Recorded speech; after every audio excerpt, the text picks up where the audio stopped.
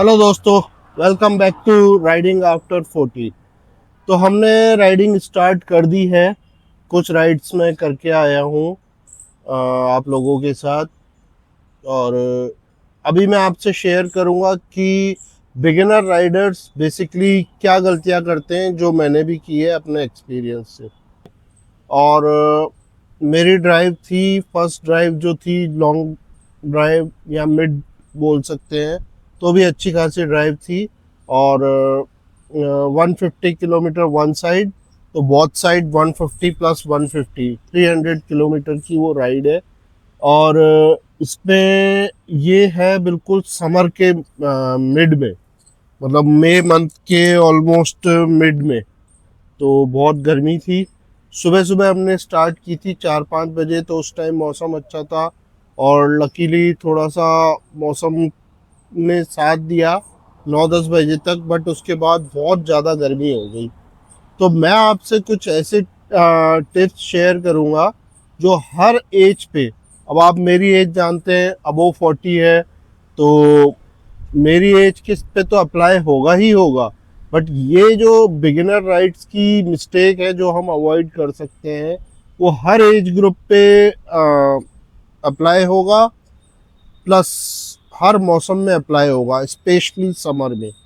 तो let's start. तो जो पहली गलती एक बिगिनर राइडर करता है, वो है एक तो लगेज। और उस कुछ सामान वो या तो मिस कर देता है या एक्सेस में ले लेता है। तो अपने को ये ध्यान रखना है कि लगेज ना तो अपने को एक्सेस में लेना है, ना कुछ असेंशियल चीज़ें हैं वो मिस करनी है। तो उसका मैं एक आपको बेस्ट तरीका बताता हूँ कि कैसे हम कोई भी चीज़ मिस ना करें। और तो गूगल कीप पे, मैं गूगल कीप मेंटेन करता हूँ, उस पर एक चेकलिस्ट बना के रखता हूँ। कभी ट्रैवल भी करता हूँ तो उस चेकलिस्ट को रेफर कर लेता हूँ कि मैंने ये सामान इस ट्रैवल में ले लिया है। तो सेम मैंने वही राइडिंग के लिए भी किया है कि ये मेरा एसेंशियल सामान है, वो ले लिया है। ठीक है। अपन ये वीडियो अभी सिर्फ राइडर्स के लिए रखेंगे। मैं मोटो व्लॉगर व्लॉगर भी कर हूँ, मोटो व्लॉगिंग भी की है स्टार्ट मैंने। तो उसके लिए भी एक अलग कुछ चीज़ें हैं ध्यान रखने की, वो अपन एक अलग वीडियो में डिस्कस करेंगे। आप लोग कमेंट करना अगर आपको वो वीडियो भी चाहिए तो। बट ये है जो राइडर के लिए, जो सब पे अप्लाई होगी। ये ऐसा नहीं है कि कोई मोटो व्लॉगिंग कर रहा है तो ही है। तो मोटो व्लॉगिंग के लिए एक अलग बनाएंगे कि उस स्टार्ट जो मोटो व्लॉगिंग स्टार्ट कर रहा है, तो उसको किन गलतियों से बचना चाहिए। वो भी कुछ गलतियां थी जो मैंने की थी, वो आपके लिए यूजफुल हो सकती है। अभी मैं सिर्फ राइडर पर्सपेक्टिव से बताता हूँ। तो एक तो हो गया अपना सामान, चेकलिस्ट मेंटेन रखें। उस चेकलिस्ट को नाइट में आप टिक टिक लगा लें कि यार ये सामान मैंने अपना प्रिपेयर कर लिया है बैग में। जो भी आप अपना सैडल बैग वगैरह करते हैं वो सेट कर दें। मैंने सैडल बैग के लिए यहाँ पे पूरा सिस्टम बना रखा है। तो वो डिटैचेबल होता है, उसको उठा के तो वो सैडल बैग में रेडी कर लिया मैंने रात को, और पूरी चेकलिस्ट रेडी कर दी। तो उसके बाद भी कुछ एसेंशियल सामान रह जाता है, तो इसीलिए चेकलिस्ट बेटर रहती है। तो पहली चीज़। दूसरी चीज़ है अपनी बाइक की कंडीशन, तो अपने को चेक करके रखनी ही रखनी है कि बेसिक फ्यूल अपन ने फुल करा रखा है, एयर प्रेशर ठीक है, चैन ठीक है, चैन लुब्रिकेशन वगैरह ठीक है। चैन को कैसे चेक करना है उसका मैं एक अलग वीडियो बनाऊंगा। एक चैन के लिए एक पूरा ट्रिक होती है कि आपकी चैन इस तरीके से सेट होनी चाहिए, जो गाड़ी की चैन होती है। वो एक अलग मैं वीडियो बनाऊंगा। बट आपको अगर नॉलेज है तो ठीक है, नहीं तो मैकेनिक से एक बार चेक करा लें कि ये सारी चीज़ें परफेक्ट है ना। और अगर हो सकता है तो आजकल पोर्टेबल इन्फ्लेटर आते हैं। तो जैसे पोर्ट्रोनिक का है मेरे पास, वायु करके, तो वो उस तरह के इन्फ्लेटर रख लें और उसको भी अपनी चेकलिस्ट में डाल के रखें कि ये मेरी सामान की लिस्ट है। तो मैं 5 मिस्टेक्स आपके साथ डिस्कस करूँगा। तो उन 5 में से 5वें नंबर की थी लगेज। जो भी अपना सामान है एक्सेस में नहीं लेना है, ना कम लेना है ना ज़्यादा लेना है। और 4th नंबर की ये हो गई कि अपनी बाइक की कंडीशन। और ये जो मैं सीक्वेंस चल रहा हूँ वो डिक्रीजिंग ऑर्डर में चल रहा हूँ। जो मोस्ट इम्पोर्टेंट है वो मैं आपको लास्ट में बताऊंगा, तो वीडियो में बने रहिएगा। अभी मैंने आपको बताई कि डिक्रीजिंग ऑर्डर में 5th और 4th नंबर। अब अपन आते हैं 3rd नंबर पे, जो कि है कि आपको जो फर्स्ट राइडर होता है, बिगिनर राइडर, वो बड़ा एंथुजियास्ट होता है, बहुत ज़्यादा उत्साह भरा होता है कि यार आज तो मैं पता नहीं कितना मज़ा करूँगा। वो मज़ा आता है, ठीक है, राइडिंग के अपने मज़े हैं और वो अपन डिस्कस भी करेंगे कि क्या मज़े हैं, क्या बेनिफिट है। लेकिन अपने को ये ध्यान रखना है कि नॉट ओनली बिगिनर, ये हर किसी के लिए, ये सारी टिप्स हर किसी के लिए है, लेकिन बिगिनर को पता नहीं होती है तो वो ज़्यादा गलतियां करता है। तो अपनी 3rd नंबर पे आती है कि स्टॉपेज। अपने को टाइम टू टाइम स्टॉपेज लेना है। मैक्स टू मैक्स अगर आपने को खींचनी है बाइक, अगर अपने को खींचने से मतलब है कि आप कंफर्टेबल वे में चला सकते हैं, तो आपको लग रहा है कि नहीं मैं तो अभी और चला सकता हूँ, मुझे मज़ा आ रहा है, चलने दे, लेकिन मैक्स टू मैक्स 50 किलोमीटर पे आपको एक स्टॉपेज लेना ही लेना है, ठीक है। तो दोस्तों ये गलती कभी मत करना कि आप चले जा रहे हो और 50 किलोमीटर, 60 किलोमीटर, 70 किलोमीटर तक कोई स्टॉपेज नहीं लिया। तो होगा क्या कि जब भी आप बाइक से उतरेंगे ना, तो एक तो आपकी बैक बोलेगी, दूसरा आपकी स्टिफनेस आ जाएगी काफ़ी बॉडी में। तो टाइम टू टाइम आप एक तो स्टॉपेज ले, और कोई दिक्कत नहीं है अगर आप हर 20 किलोमीटर पे लें तो और भी ठीक है, बट एटलीस्ट आप एवरेज बना के रखें कि मेरे को 25-30 किलोमीटर पे लेना है। 50 तो मैक्स है। ये मैं अपनी गलतियों से बता रहा हूँ। कुछ एक टाइम मैंने 50 से ऊपर खींच ली, तो उसके बाद उतरने पे मेरे को जो फील हो रहा था, स्पेशली मेरी एज में, बट ये मेरे को लगता है कि सब पे अप्लाई होता है, age is just a number. अभी एज का पॉइंट नहीं है, अभी अपना है कि अपने को किस तरीके से बेटर तरीके से और परफेक्ट तरीके से राइड करनी है, मज़े भी लेने हैं और अपना ध्यान भी रखना है, और असली बेनिफिट्स उठाने हैं अपने को अपनी राइडिंग के। तो ये थी 3rd नंबर की कि स्टॉपेज लेना है। 2nd नंबर पे आता है हाइड्रेशन। तो आजकल हाइड्रेशन बैग आते हैं, तो अगर आप का बजट है वो हाइड्रेशन बैग लेने का, तो आप वो ले सकते हैं। मेरे पास पर्सनली नहीं है। ऑलरेडी बाइक के अलावा अपना बहुत खर्चा हो गया, गियर्स पे, एसेसरीज पे काफ़ी खर्चा हो गया। तो अभी मेरा बजट नहीं था और मुझे इतना आइडिया भी नहीं था कि हाइड्रेशन बैग की इतनी ज़रूरत पड़ सकती है। तो हाइड्रेशन बैग अगर आप ले सकते हैं तो ले लीजिए, अगर आपका बजट है तो।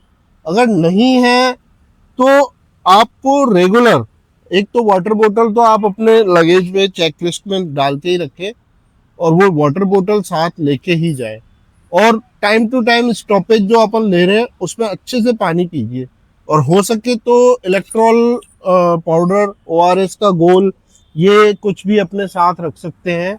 जनरली ये राइडर्स भी जो हाइड्रेशन बैग लगा के चलते हैं तो उसमें इलेक्ट्रॉल पाउडर या कुछ ओआरएस डाल के चलते हैं। तो आप भी उसका ध्यान रखें। अगर हाइड्रेशन बैग है तो बेस्ट है, नहीं है तो आप टाइम टू टाइम स्टॉपेज लें और उसमें अपना हाइड्रेशन करते रहें। और इसके अलावा अगर रास्ते में आपको नींबू पानी कुछ मिलता है, नारियल पानी, ये सब बेस्ट है। तो हाइड्रेशन का प्रॉपर ध्यान रखें। तो ये थी 2nd नंबर। तो हमने डिक्रीजिंग ऑर्डर में 5th, 4th, 3rd, 2nd तक आ गए। अब आता है द मोस्ट इम्पोर्टेंट, हेलमेट। अभी ये देख रहे हैं आप हेलमेट अपना बाइक पे लगा हुआ, ये है कौन सी कंपनी का है, स्टील बर्ड है आई थिंक, यस, ये स्टील बर्ड है, आईसीआईसीआई मार्क का, और R2K। ये मेरे पास ऑलरेडी बाइक लेने से पहले, एसेसरी गियर्स लेने से पहले मेरे पास और हेलमेट थे, लेकिन मैंने फिर भी एक ये नया हेलमेट परचेज किया। लेकिन ये हेलमेट 1000 के आसपास की रेंज में है, 1000-1200 की रेंज के आसपास है, और उस टाइम मुझे बिल्कुल भी नॉलेज नहीं थी। तो मैं कंफर्ट देख रहा था कि थोड़ा ढीला होना चाहिए कानों से और ऐसे, तो इजीली वियर होना चाहिए, तो वैसा लिया मैंने। अगर वो नहीं भी देखेंगे अपन कि इजीली वियर या ढीला या वो, मैं आपको क्लियर कट बता दूं, ये इस टाइप के हेलमेट, चाहे आईएसआई मार्क है ये हाईवे पे लॉन्ग राइड पे सक्सेस नहीं है।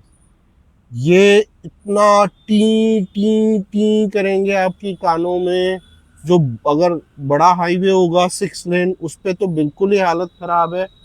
नॉर्मल हाईवे पे भी इतना ज़्यादा आपको परेशान करेंगे, इतनी विंड नॉइस जाएगी, इतना दिक्कत होने वाली है। तो बेसिकली राइडिंग के हेलमेट अलग ही आते हैं, उनकी ब्रांड ही अलग आती है, कंपनी अलग आती है। LS2 हो गया, MT, XOR, SMK, AGV, I think इस टाइप की कंपनीज के आते हैं। और उनके भी अलग अलग मॉडल होते हैं जो कि विंड नॉइस नहीं आती उनमें।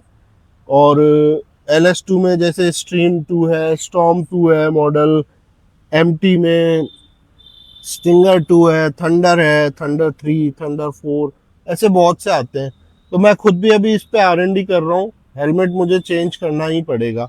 वो हेलमेट कॉस्टली आते हैं, आई थिंक जो SM के है वो स्टार्ट है 4000 से, LS2 MT ये 6000 7000 से स्टार्ट है, 12000 तक जाते हैं। एक मैं अच्छी खासी R&D कर रहा था AI पे भी और नेट पे भी, तो कुछ तो हेलमेट 40,000 पे जाते हैं।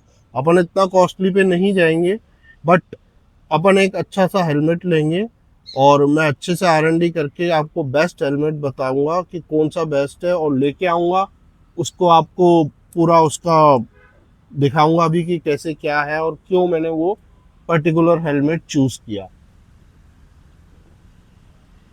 तो ये थी सबसे इम्पोर्टेंट फर्स्ट मिस्टेक, हेलमेट। आप ये 1000-1200 का हेलमेट वेस्ट है। ये सिटी में काम आ जाएगा, आसपास काम आ जाएगा, बट वहाँ काम नहीं आएगा। तो ये कुछ 5 मिस्टेक थी। होप आपके लिए यूज़फुल रही होंगी। एक बोनस टिप और देता हूँ, मैं इसमें बोनस टिप ऐड करता हूँ कि जिस दिन आपको ड्राइव करनी है, राइड करनी है, उस दिन हो सके, और हो सके नहीं 100%, आपको अच्छी नींद लेनी ही लेनी है। मेरे साथ ऐसा हो गया था कि एक दिन पहले मैं कहीं और से, अलवर से वापस आया था कार ड्राइव करके। नेक्स्ट डे मेरा प्रोग्राम था ये अर्ली मॉर्निंग राइडिंग का, तो मेरे को टाइम नहीं मिला और रात को लेट हो गए थे, फिर बैठे हुए थे टीवी देख रहे थे, तो 1-2 घंटे की नींद के बाद ही मैं राइड पे चला गया था, जो कि बहुत गलत है। कार ड्राइव में तो बहुत ज़्यादा दिक्कत आती है, क्योंकि आदमी कंफर्टेबल बैठा होता है तो नींद आती है।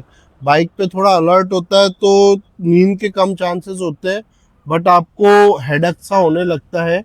तो बेटर है कि आप अच्छी नींद लेके चलें। तो ये एक बोनस टिप थी।